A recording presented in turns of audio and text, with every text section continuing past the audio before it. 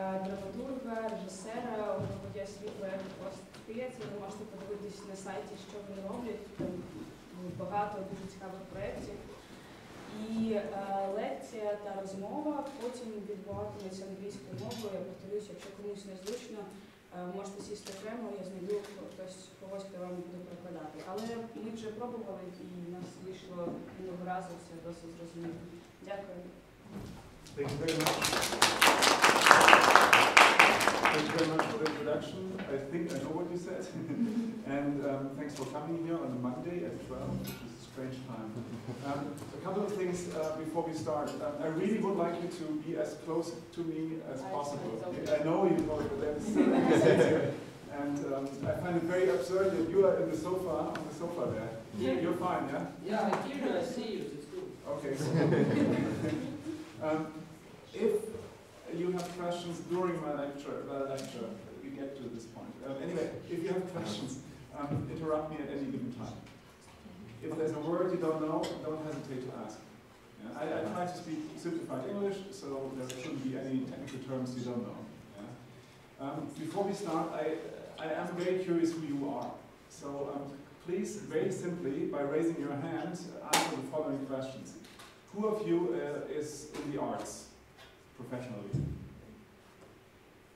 Okay. Who of you is in the cultural industry?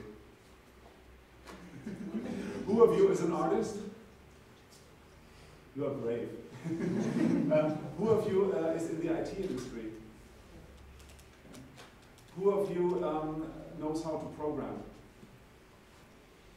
Okay. Who of you is busy with the science part here? No. Let's get some of these people here, no? This is absurd. Okay. Who of you has a theater background? Theater background. As in drama. And dance, maybe? I mean, theater in the broadest sense. Dance? No, okay. All right. Please join us. Okay, cool. Okay, let's start then. Thank you. No, one last question. Who of you is from Kharkiv? Who of you is from Kiev? Who of you is from other parts of Ukraine? Anybody from abroad? Where are you from? Aleppo, but I live in Harkov. Okay, cool. United States. Okay, cool.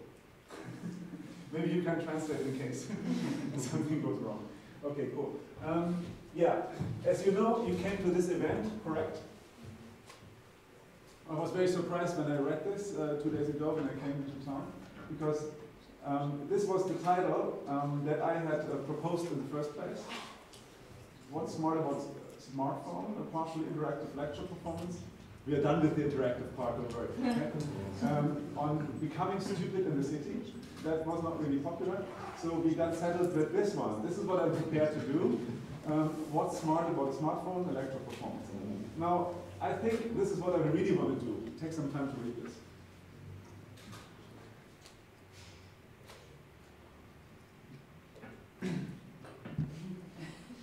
Okay, are you fine with this? Okay, cool. When I came in here, 90% of you were actually using smartphones. Yeah? So for the next 30 to 50 minutes, I would like you to not have your smartphone visible to me. So if you want to use it, do it in a way that nobody can detect this. The first row is okay, that's the festival, they have to work. But the rest of you, yeah, please try not to touch your smartphone, or at least not in a way that I spot you. Yeah? Huh? Is that fine? No, you take your notes, that's fine, that's fine, that's fine. It's a very big smartphone anyway. I'm talking about a smartphone, all right? If I do spot you, I grab your phone and put it on this table, okay? Okay, thank you. So, big question. Okay, it's interactive again. Who knows where this still is from? It's a still from a Hollywood movie. Matrix. Ha! Great, you're really well informed. What good is a phone call if you aren't able to speak? It's a quote from that movie, The Matrix. Who has not seen The Matrix? Wow, yeah. It's 20 years old. This year it has been 20 years. Yeah? Do check it out. The interesting thing about The Matrix is it's actually a movie about phones. it's all about phones. There's a lot of mobile phones in it. It's actually a Nokia model that has been relaunched last year because it's such a cult mobile phone. And this was 99, so this is pre-smartphone, but already a lot of phones, mobile phones, okay? And the funny thing in the movie is people are always rescued into the shitty reality by finding a landline. So if you remember the movie, what they have to do to get out of the matrix is finding a public phone. In today's world, this is increasingly difficult. I'm very happy I saw in Harkov still public phones. So here you can escape the matrix.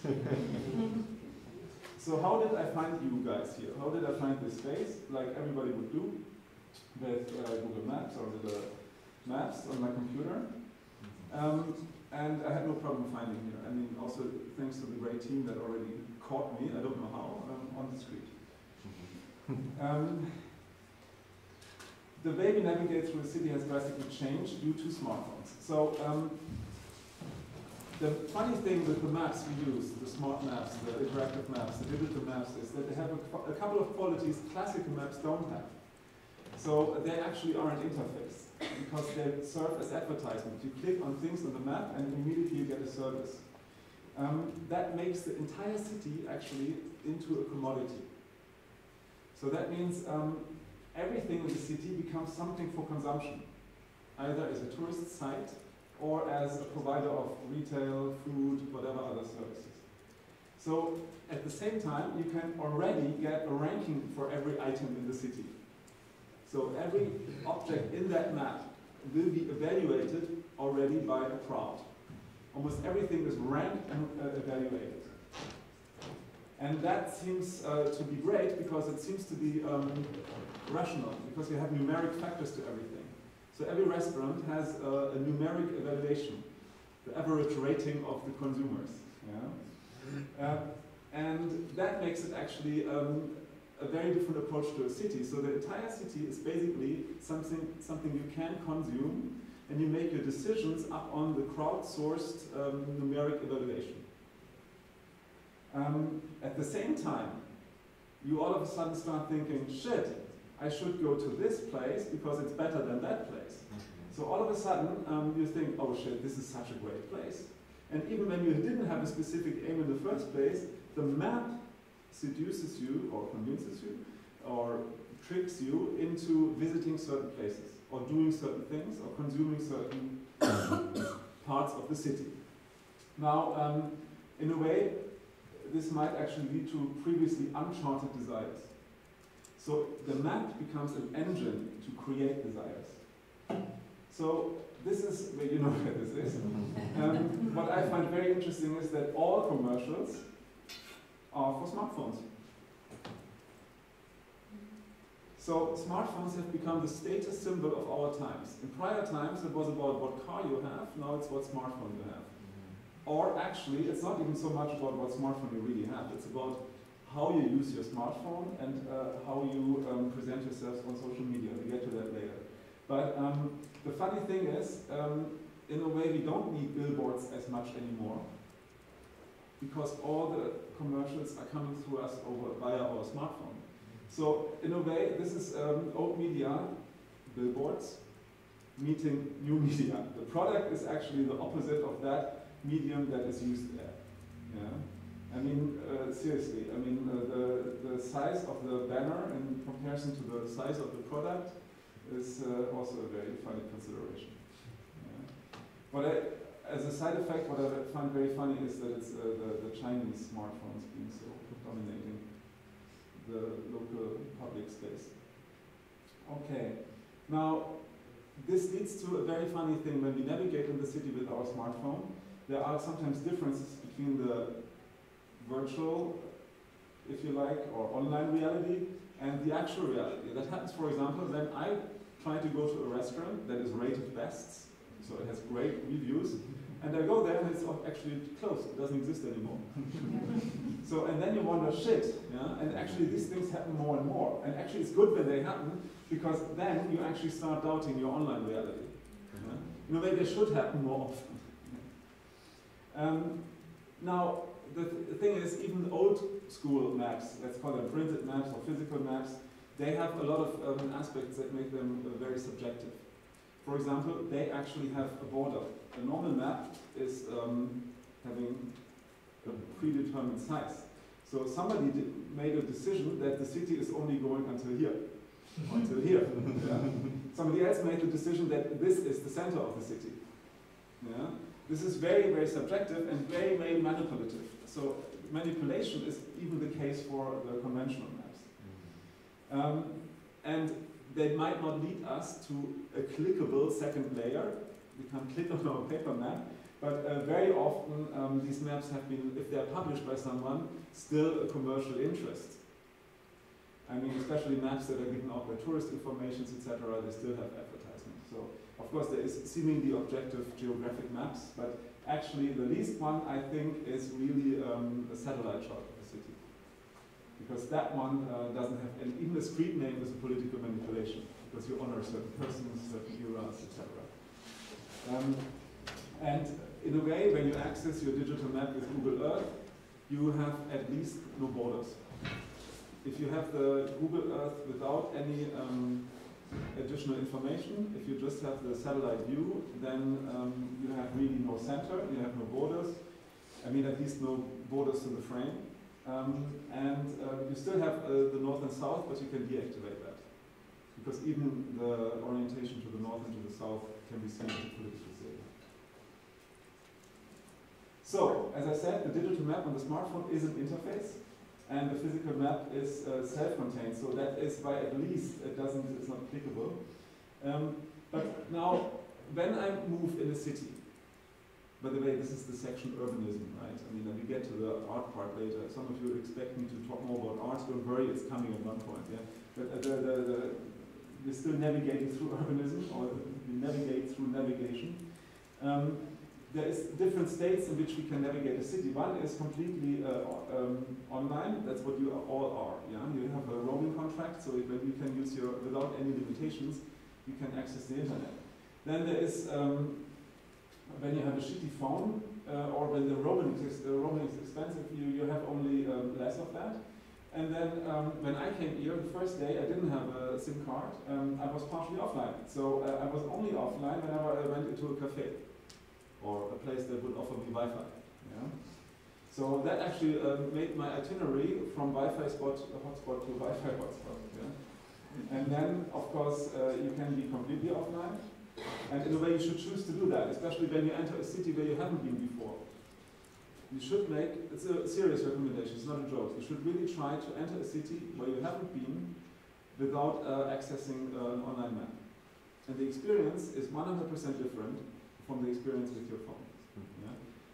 So basically, the experience of cities, the touristic one or just the cultural one, whatever you call it, has been tremendously transformed with the ways we access the online tools. I mean, it's very telling that the first thing these days when you enter an airport, when you land into the city, is the roaming services, roaming-related services.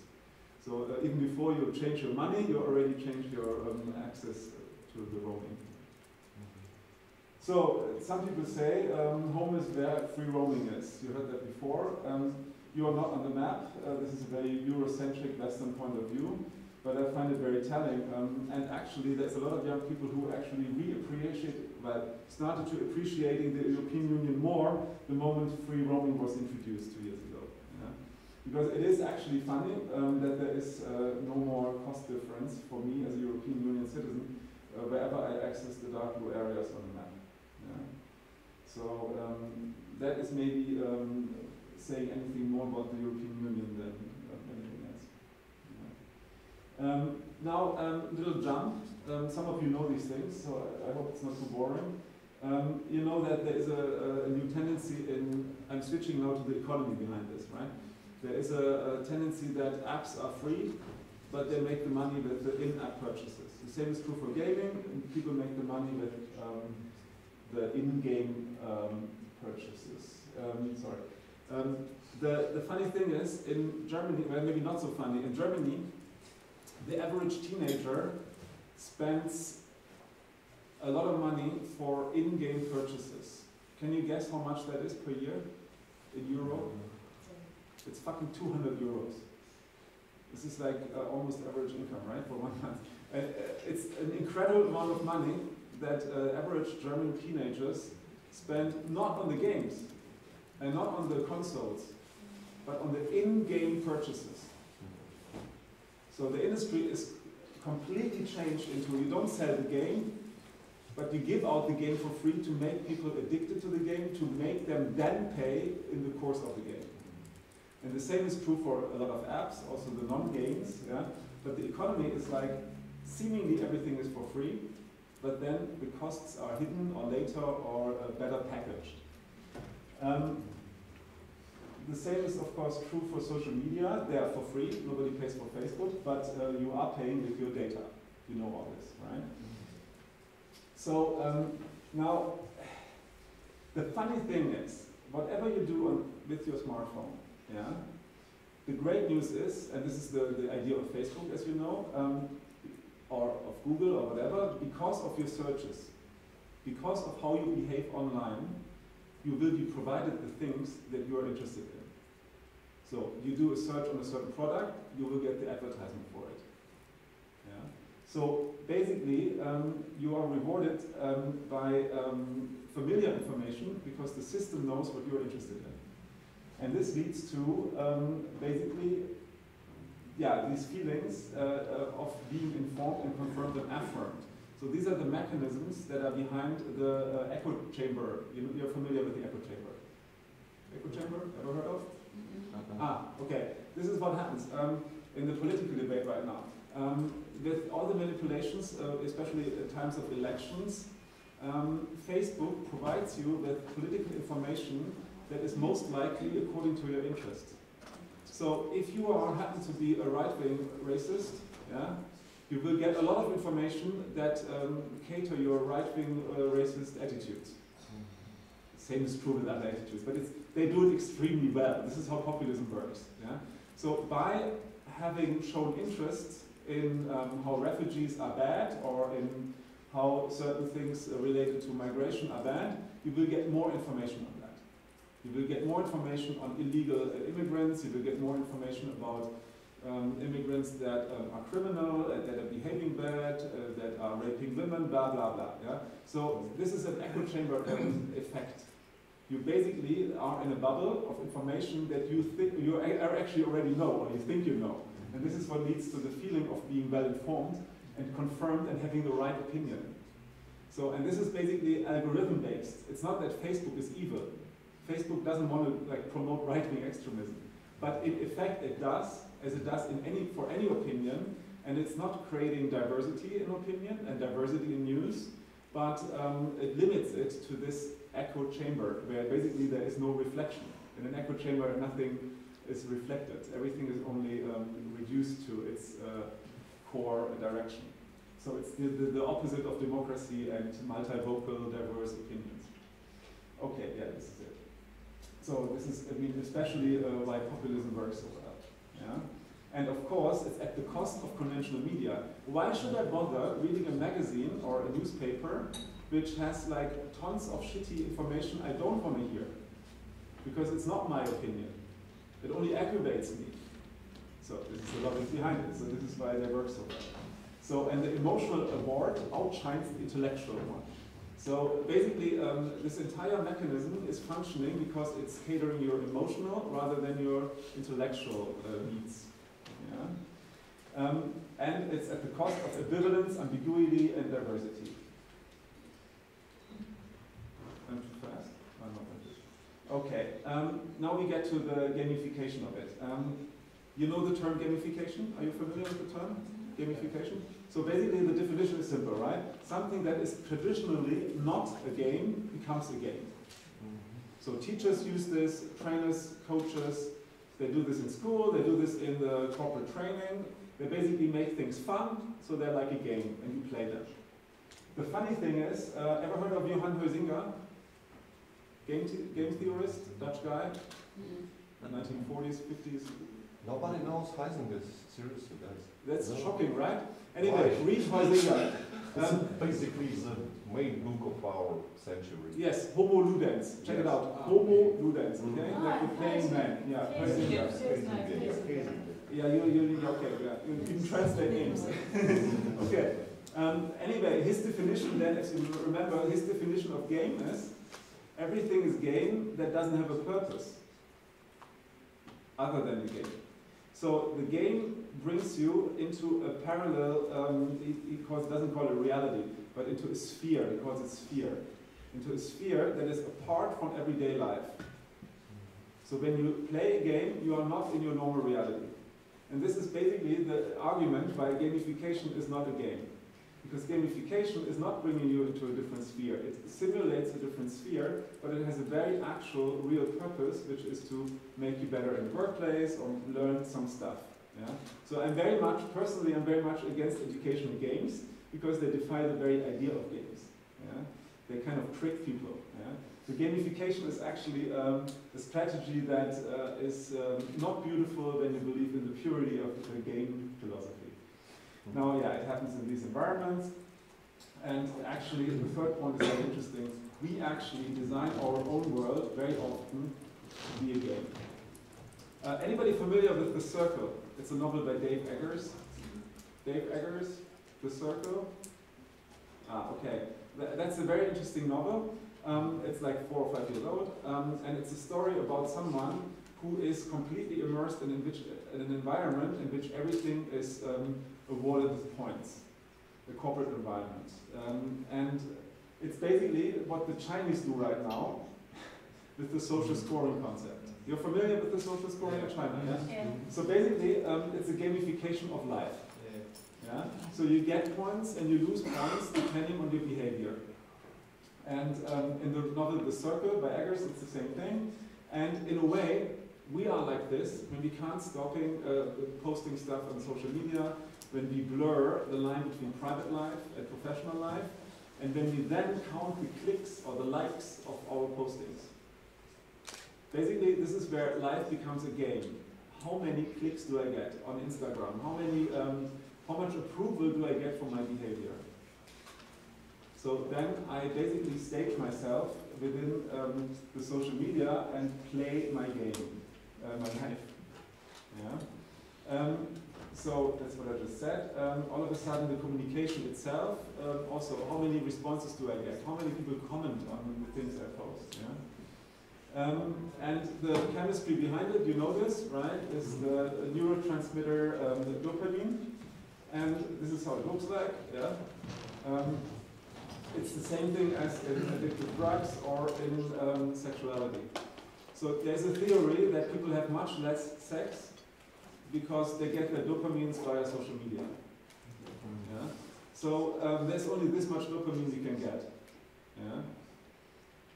And it leads to addiction. So you know gaming is addictive and people know that the smartphone is addictive, but yeah, the smartphone is addictive not because it's a smartphone, but because of the social media and because of the gamification of life. Yeah? And this leads to distraction. Distraction is my favorite topic. This is why I ask you to not use your smartphones. If you think about it, I mean, I don't know, who of you has self-imposed rules on smartphone usage? Self-imposed rules. Who of you is trying to, for example, not look at the smartphone when you sit on the toilet? Who of you has ever tried not to look at the smartphone when you have a family dinner with your parents? At least. Is it your idea or your parents' idea not to look at the smartphone? So basically, the basic problem is we are actually not as much, there's tons of studies, I didn't bother to like dig them, I mean you can find them, but we are not as multitasking capable as we think we are. So there is a big myth of multitasking. It was a big hype, I can do all these things at the same time. And then there was another second big myth, women are so good at multitasking and men are not. It's bullshit. They're all this, no, men and women are equally bad in multitasking. There is no gender-related difference. It's a myth. Yeah? As nice as it would be that maybe women are great in multitasking, but it's just not true. Everybody is the same and being bad in multitasking. Yeah? Yeah, and we actually all overestimate our ability, and we are actually proud if we are great in achieving of many things at the same time. One of the seducing things about the smartphone usage is that this can be done one-handed these days. Yeah? So there's always the other hand we can do something with. Yeah? And I will get to some of the problems that come with the distraction. I mean, very concrete ones to very general ones. Yeah? The concrete ones and measurable ones are traffic accidents. You know, the number of traffic accidents goes up because of smartphone usage.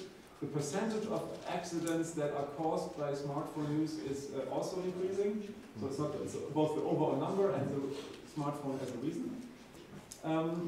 The pickpocketing went up in New York City by 15% last year due to smartphone usage.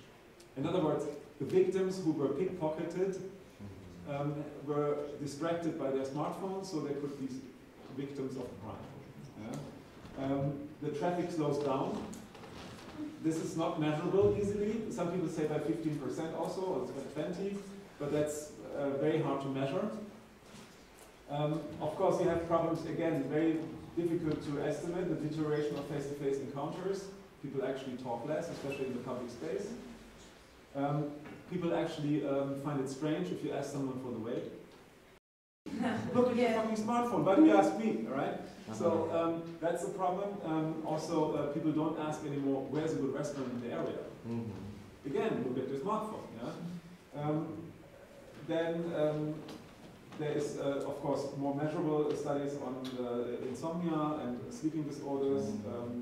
And then, of course, the lack of concentration. Some people try to measure this by looking at school grades, but that's very tricky because, of course, it's not only smartphones, it's also digital games on consoles and it's other media consumption. Yeah. So you are the youngest participant in the audience. I don't know how many hours of smartphone usage you are allowed, or gaming you are allowed, or how many hours you may watch TV. There are several problems, not just the smartphone. Yeah? But there's many the other problem, the only thing with the smartphone is it's harder to control. A computer console in the living room can be switched off. The smartphone, to switch off somebody else's smartphone is only temporarily working. Yeah? And the smartphone can be used under the cover of your bedsheet. Yeah? So because it's small and because it's mobile and because everybody has an individual device, it's harder to control, especially in the context of family. Yeah?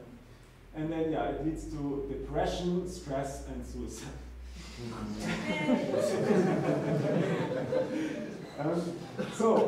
Back to our navigation and orientation problem, because this is the urbanism aspect. In the city,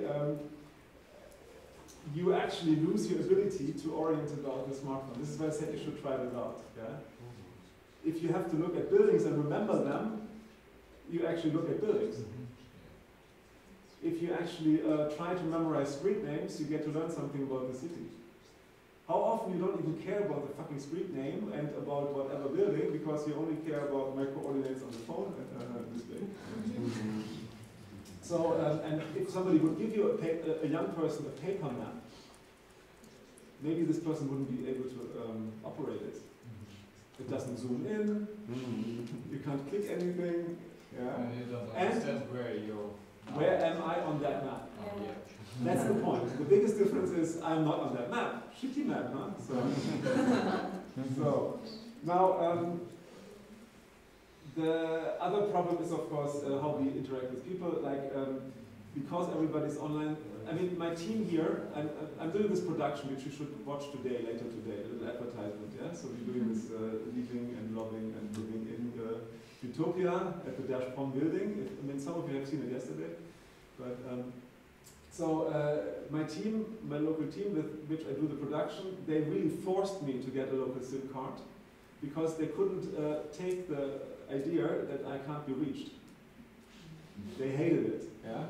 Because then you have to make very precise appointments if you can't reach the person.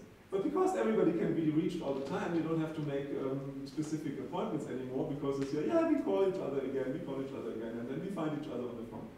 Yeah? And yeah, punctuality seems more permissive, or unpunctuality. Now, bad news for knowledge, of course. If you don't have to, if you can Wikipedia everything or Google everything all the time, you don't have to know anymore, right? And then, yeah, while learning languages, if you have translation devices. Yeah. I recently had a year ago, I had a fantastic experience. I was online communicating by email with a guy in Ukraine for like half a year, and we had great conversations. And then I said, why don't you come over to Berlin and we talk? And he said, no, I can't, I don't speak English. What? So the entire half year of email correspondence had to be either Google translated or God knows what, but it was definitely a big cultural shock for me.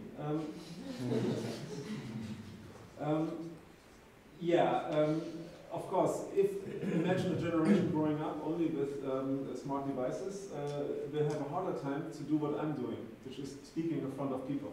Yeah? I'm fortunate, I'm really old, I grew up without a smartphone, yeah?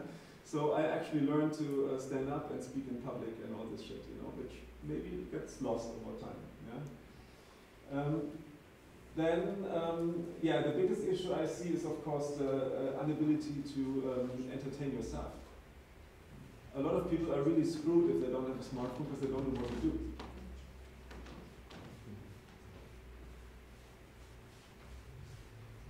Now, what happens in the city is actually interesting. Retail obviously suffers.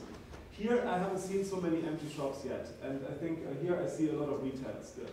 But if you go through average West European cities, you see even in prime locations empty storefronts because people shop online. Yeah. A lot of problems come with Uber. Yeah, the social issues are severe. I don't know here if Uber drivers are really suffering. I wouldn't know. Are they in a shitty situation? They're okay? Okay. But in the West, it's a big discussion. So online-based, app-based transportation, if it's at least Uber is really causing social problems. But at the same time, this is all ambivalent. Some things are really great. I don't have to buy physical tickets anymore in Germany. I can get online tickets.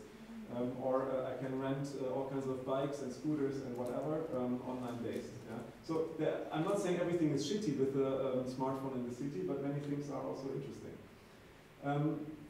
The discussion in Germany at least is, why do we need any kind of signs when you can have a QR code?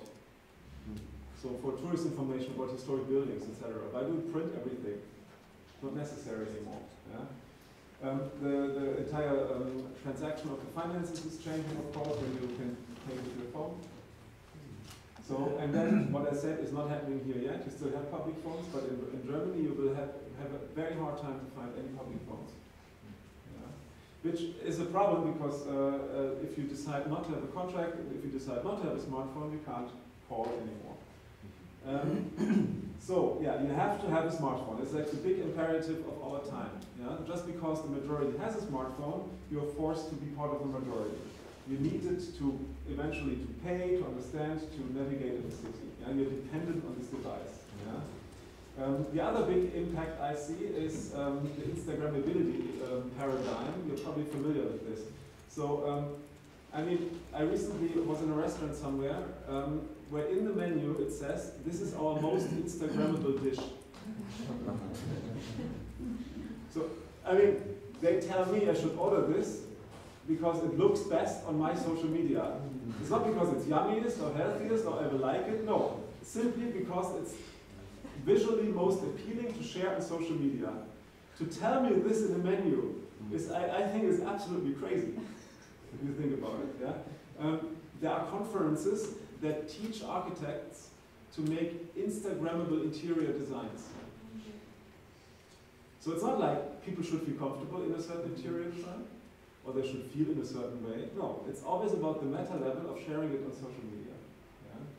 Yeah, the most Instagrammable dish, the most Instagrammable sites of a city. Yeah, it's not like I go to cities to see the most important artwork, or I have the nicest view on the city. No, it's where I can take the best pictures in the city to share on social media. So my consumption of the city is not the consumption for my benefit, direct pleasure.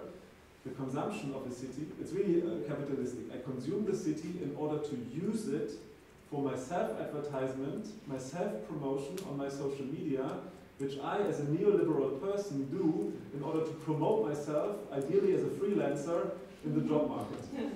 So this is the logic of it. Yeah? So people travel to create their social status on the social media. Yeah? And this only works, of course, with the smartphone. So, yeah. By the way, you have seen this picture somewhere? Went around the internet a lot? We have pictures like this even in our city now. I know, I took a picture of this. I saw it already. Yeah, so they were the first. This is in, I can tell you, this is in a Chinese city called, wait a second. It was like 2 years ago already.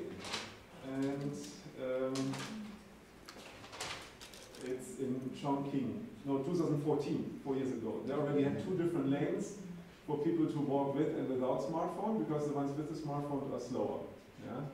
So you walk faster when you don't have the smartphone. But the Ray Bradbury, you know Ray Bradbury, right? Yeah. He wrote in The Nation in 1950 the following quote, and I want to give this to you because it's fantastic. He wrote, "I thought I was writing a story of prediction, describing a world that might evolve in 4 or 5 decades. But only a month ago in Beverly Hills, one night, a husband and wife passed me, walking their dog. I stood staring after them, absolutely stunned. The woman held in one hand a small cigarette package-sized radio, its antenna quivering. From this sprang tiny copper wires, which ended in a dainty cone plugged into her right ear." Radio in here. There she was, oblivious to man and dog, listening to far winds and whispers and soap opera cries. Sleepwalking, helped up and down curbs by a husband who might just as well not have been there. This was not science fiction. This was a new fact in our changing society. So mobile technology is as old as 1950. The distraction through mobile technology can be a radio. Yeah? So, and then of course lots of studies are done on the Walkman. The next step was the Walkman, because the Walkman by Sony, right, changed the fact that you didn't depend on the radio to give you information, you could choose your own music. Yeah? And then without the Walkman there wouldn't be the smartphone. So the idea to have a multi-optional mobile device that allows you to determine your own media consumption. Yeah? I mean, first, before there was the smartphone, there was of course the how do you call it? The iTunes, no, what's it called? The predecessor? iPod, right, thank you. See, I forgot already. It's already history. Nobody needs an iPod anymore when you have a smartphone. Okay, so it's actually no, this one. Yeah, you mentioned it. You know, you see this. Yeah. So, I mentioned already the theft issue. Yeah, recently, I mean, you guys also have Telegram here, right? Yeah. It's also big here. And you know it's encrypted, right? Yeah. And you know what's the problem? It can be cracked. So, you know, you followed the Hong Kong demonstrations, right? Did you follow the story with Telegram and the Hong Kong demonstrations? No. The problem is you can trace everyone if you know the numbers. You can do a negative check. So it's really only personal. If it's person to person, then it's encrypted. But if you do group chats with Telegram and there is a list of people you want to check on, the Secret Services have no problem tracing people. Yeah? And this is why they had a lot of problems recently in Hong Kong. Yeah? This is interesting. This is a cushion, like a mattress, around a lantern pole. Yeah? And it asks, oh, you wonder if the next car is as well cushioned as this? Yeah? So, by the way, the Head Down tribe, there's a paper published by the University of British Columbia. In Hong Kong, they have a name for people who walk around with the smartphone like this. And they call it in Chinese the equivalent of the Head Down tribe. So it's like a different ethnic group. Yeah? It's the tribe, the group of people with the head down. Yeah? Different from those things. Yeah? So we should use the smartphone like this. Okay. Now, this was the city of Salzburg in Austria that had these things. And the reason is because they had the accidents with people using smartphones. So not just the drivers, but also the pedestrians. Yeah? So, but of course, they didn't cushion the entire city. It's more like a propaganda stand, advertising stand. I'm not reading you the paper from the University of British Columbia about this, but they did studies on the movement speed of people and the distraction of people moving in the public space. Okay, let's see when we get to the art part. Well, I kind of already mentioned before that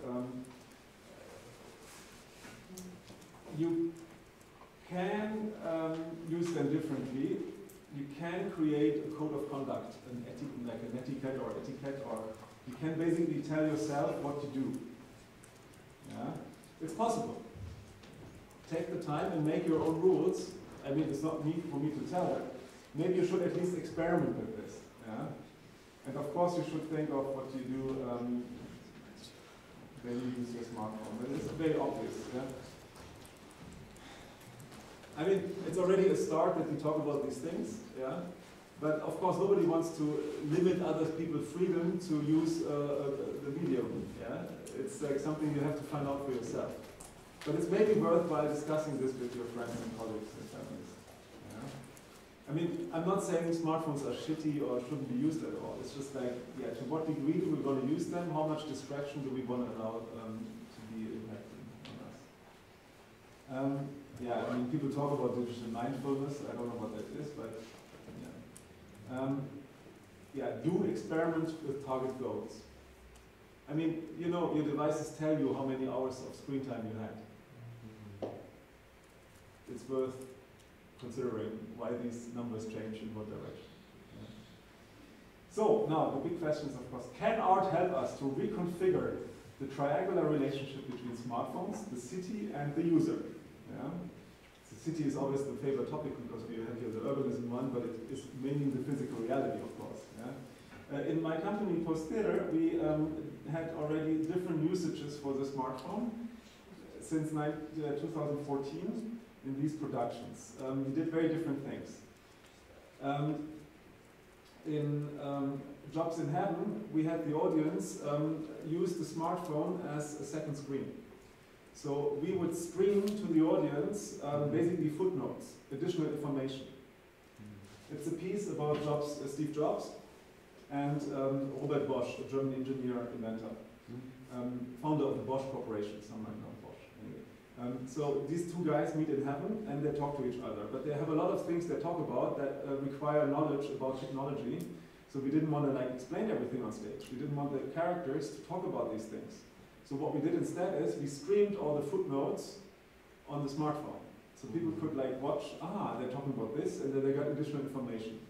They would quote famous communists, for example, and then you would get to know more about these famous communists. Yeah? Or there would be all kinds of information provided on this screen. Now the interesting thing is, it only worked for 40 people, then the system crashed. So we were not prepared technically to stream it to more than 40 people. Unfortunately, we always had more than 40 people in the audience. So it was very dissatisfactory because there were too many glitches, too many bugs. The other problem was a lot of people actually decided that they find it too much information to have the second screen information because you want to follow the show and you want to read this, it's very demanding. So in a way we wanted that. We wanted to challenge people with the intentional distraction of the second screen. Anyway, that was that experiment. In Academic Dialog, another production we did about a Soviet science city near Novosibirsk, we had the audience give a feedback on the smartphone to determine what they think makes a perfect science environment. What factors make science, make it especially fertile or productive to have science in. And then they were having a multiple choice thing. They could rank certain aspects that make science better. And according to that, the result would be shown and the dancers had to create a choreography. But this was absolute fake. Because we didn't have the programming skills to do this. So we would fake it. But people still thought that they had an impact on the choreography and so it worked. Because it's theater. You want people to think about certain things, it doesn't matter if it works or not. But now, right now, I mean, last week I was in Taiwan and I'm going to go there again in November. I can't show you any pictures, but this is what we do for real this time. We actually have the audience fall on a monument. So the people in Taiwan make a monument, they co-design it for real. This time we do get the feedback from the audience. And in 14 multiple choice questions, they design and create and generate a monument, a public monument, the shape, the purpose, what is it for, how is it dedicated, how is it the architectural style, the material, all these aspects are decided completely democratically by smartphone. And the monument is then supposed to go to Japan, because Taiwan has been for 50 years a colony of Japan. Yeah? So it goes to the former colonizer. It's, if you like, either a revenge or whatever, a sign of gratitude or whatever it is. It's a message to the former colonizer, and the audience in Taiwan will decide on this monument. This only works because we have great programmers, because I'm not a programmer, but the smartphone becomes the most convenient tool to do so. So basically in our shows we say we don't want to ban the smartphone, we just want to use it for our purposes, to have a good reason to use it, to involve the audience in certain decisions. Yeah?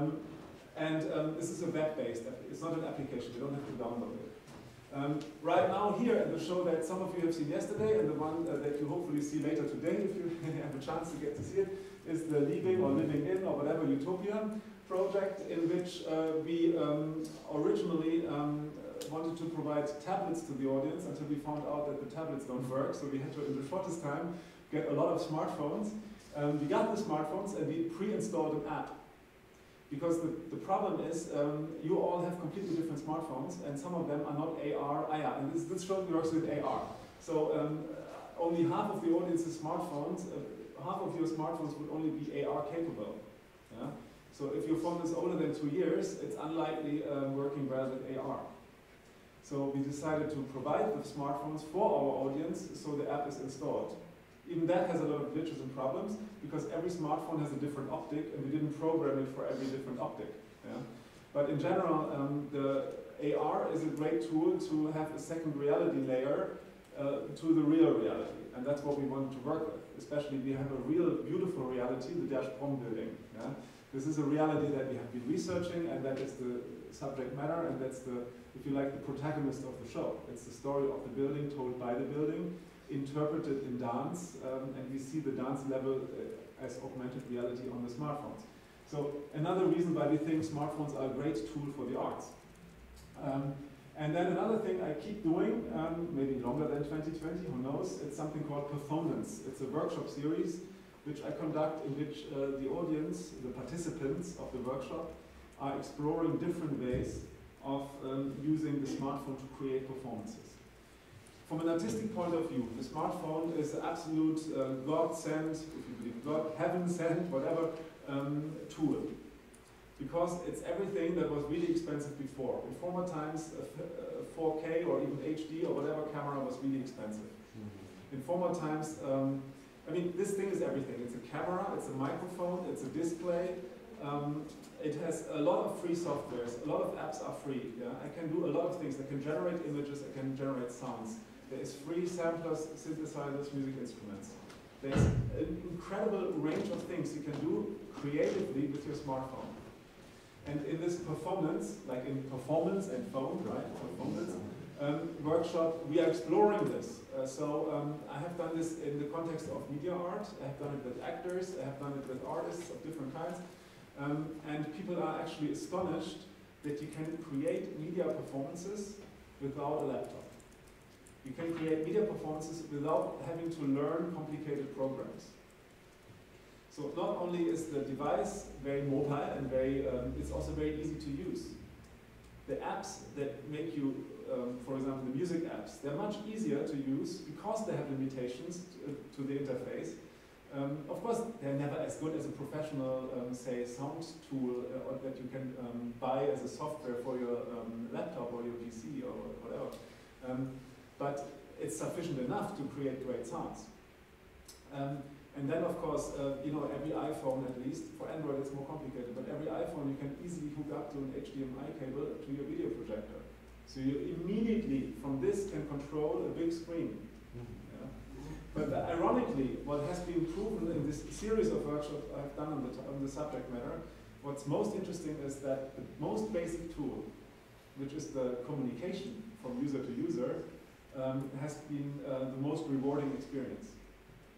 So we don't do this now out of lack of time, but you can try this at home. You can basically just agree that 3 performers sit on stage and 3 directors sit in front of stage, and you have each other's phone numbers, and you send each other's, the directors send orders, commands to the performers who execute them. Especially if you pre-write them and cut and paste them, in the quickest time you can give very elaborate instructions. You can also do this with headset and speaking if you are behind a glass screen. Yeah? There's very simple ways of live direct performers. The performers can become remote operated characters, almost like robots. But you can also give them a rule of interpretation. You can say, it makes a big difference what the instruction is. Your instruction can be walk from A to B, walk from this chair to this table, but you can also say, take a piece of furniture and throw it into the audience. Yeah?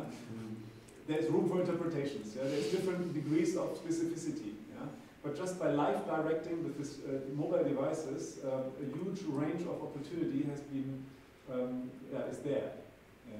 So you can, it's funny that we thought that it's great as a multimedia tool. Yes, it is great as a multimedia tool, but it's also great as the basic phone with just text and speech communication that can be used in performances. And sometimes you wonder why not more people are doing this. Yeah? Especially also with, you can FaceTime, you can actually have a FaceTime communication where a choreographer is giving movements and the dancers are just watching the screen and do this. If the screen is on a little stand, you don't even have to touch it. Yeah? So before, it was very complicated to have wireless video transmission. Now we can all do this. Yeah? So I absolutely promote exploring the smartphone as a creative tool because it costs nothing or very little. Yeah? And because we already have it, so it's not an additional investment. So also from a production point of view, it's actually fantastic to use the smartphones in performing arts. Yeah?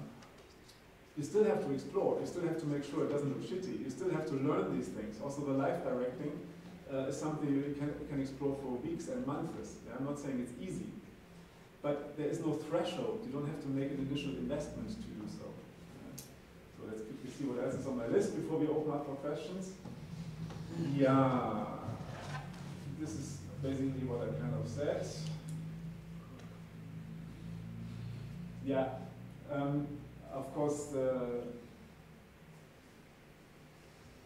using the smartphone with the audience is another chapter. This is what I just explained in our own works before I got to this workshop. The problem is when you allow the audience to use their smartphones, they are most likely to use it for other purposes. So there's the Pandora's box problem, yeah? So normally there's a taboo to use the smartphone in the performing, like in the audience, right? You're supposed to switch off your smartphone, yeah? Even though more and more, I must say, even though that is set in front, like before a performance, very often people start taking pictures in performances. In theaters, in former times, nobody would even think of taking pictures. Nowadays, because we have a smartphone and we keep take pictures all the time, it became normal to take pictures in the theater. Yeah? So another side effect of the our smartphone deterioration or degeneration. Yeah? Okay. Yeah, we had the Matrix at the beginning. I do recommend watching it again. There is also this. Can we actually watch this with the computer? That's on. Can we watch this quickly? This link. Can we do this?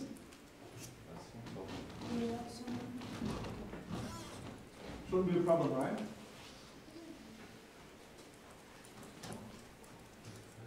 So rather than showing you some of our post-theater work, yeah, which we can do for real today, I'll show you one scene from The Matrix and then we can open it up for questions. If it works.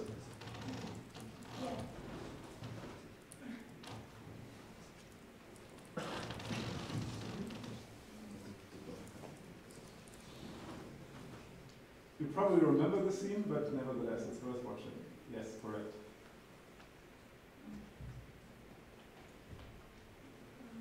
Do we have audio to this? Audio, I don't know. Sorry?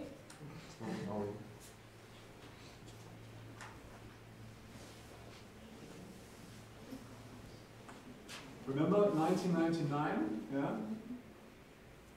Smartphones are hot shit. Not even smartphones, mobile phones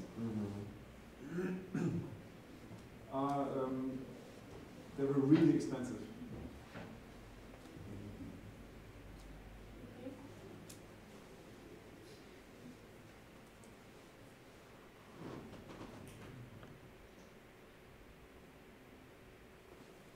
Alright, we need the audio.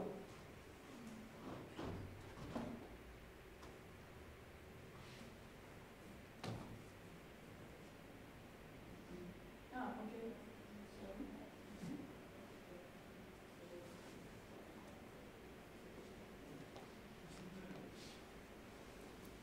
You know they'll make a fourth part next year? No. Not yet, but